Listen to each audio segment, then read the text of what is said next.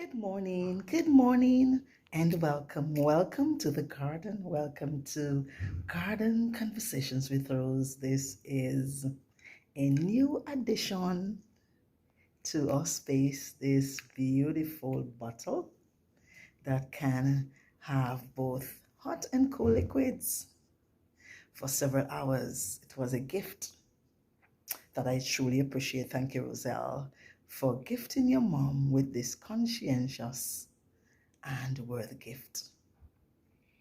It's January 17th, 2023, telling us that there are only 2 more weeks left before January would have come to an end.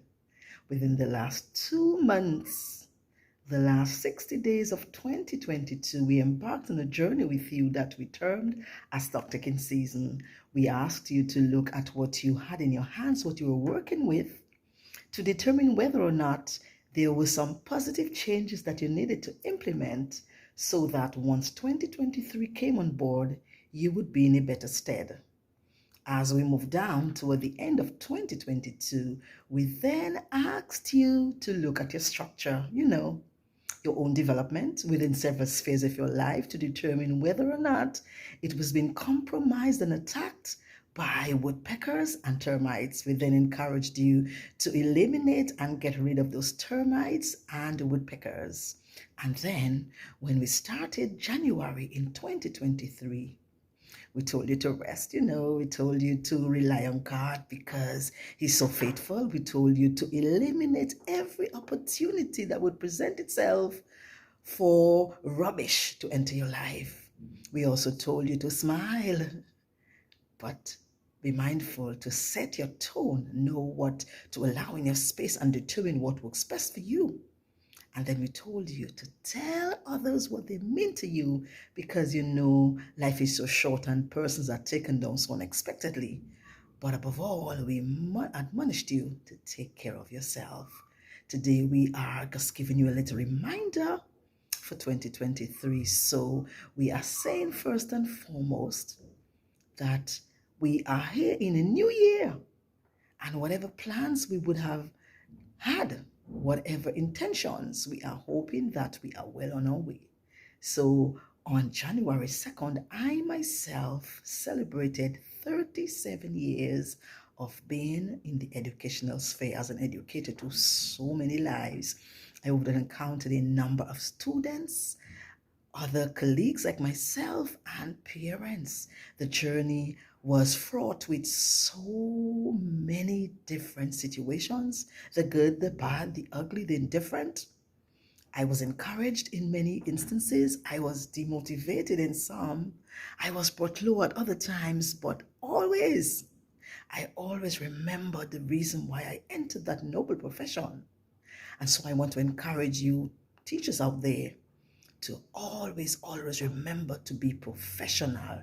Remember that you have a diverse number of learners within your care, and you ought at all times to ensure as much as you can that they are taken care of as far as their educational needs are. I also want to admonish parents to be supportive of the school that your child attends. Imagine you're at home with your one child or even 2 or 3 children with different personalities, and it can be a struggle. Now think about us with so many others, hundreds in some instances, with diverse backgrounds. Then, of course, the other colleagues and even the officials. So imagine what we go through. It isn't saying that we are asking you to allow your child to be disadvantaged, but we want to encourage you to offer all the support that you possibly can. To you students, I admonish you to respect your teachers. They have been placed within you to facilitate your learning. They have been placed there to take you to the next level, to encourage you to think on a larger scope. Respect them at all costs. Respect them. Respect them. I see too many instances of disrespect by students to teachers. So I urge you to be respectful to all leaders. I want you to remember that empathy is a very, very good trait to have as a leader. Also, I want to remind you about servant leadership. Be a strong and firm leader, But always be mindful there are others who have skills like yourself. So it isn't a bad thing if you allow for roving leadership. We must all work collaboratively to ensure that our youth, our clients, are given the best service ever. And that we ourselves, when we leave that stage, that we would have made a good mark to the development of other humans. So as the year came to a close and the new year entered, once again, I was disturbed by some other cases of domestic abuse that ended in death by male perpetrators to their female spouses, particularly in my nature isle. And that was at me, and I couldn't shake it. I want to admonish you people out there who know that you have traits, have tendencies to be violent, to seek the help that you need. Those of you who have family members, you are certain have the tendency to perpetrate violence on their partners, to speak to them, see how much you can be of support. And then if you know that you have other family members, particularly females, who are potential victims, to see how much you can be a good source of support.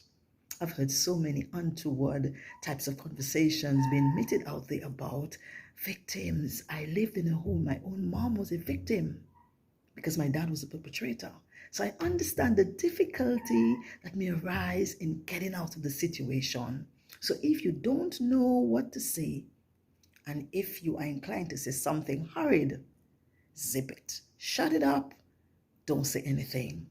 And of course, to you women out there who know, or realize that you are becoming a victim, I urge you to get the help that you need, find the support, do the little things that you can to take yourself, and if you have children, peradventure, to get them out of that situation.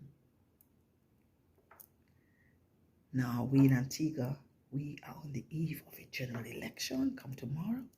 So I just want to admonish all residents and citizens who are eligible to cast a vote to do so mindful of who it is that you're about to give their X to. Don't be swayed, influenced, intimidated, coerced by anyone to do anything. You alone, you are wise enough to determine for yourself because you're an adult. You are hopefully of sound mind, so you can determine for yourself what it is you want. For those others out there who are inclined to speak poorly of persons and their choices, remember that human dignity is still a thing, and you aren't allowed to determine for others who they want to support. That's just their business, not yours. Remember human dignity, you remember respect should be afforded to everyone. As we move forward within the last 2 weeks of January, I want to urge you to continue to look at your structure.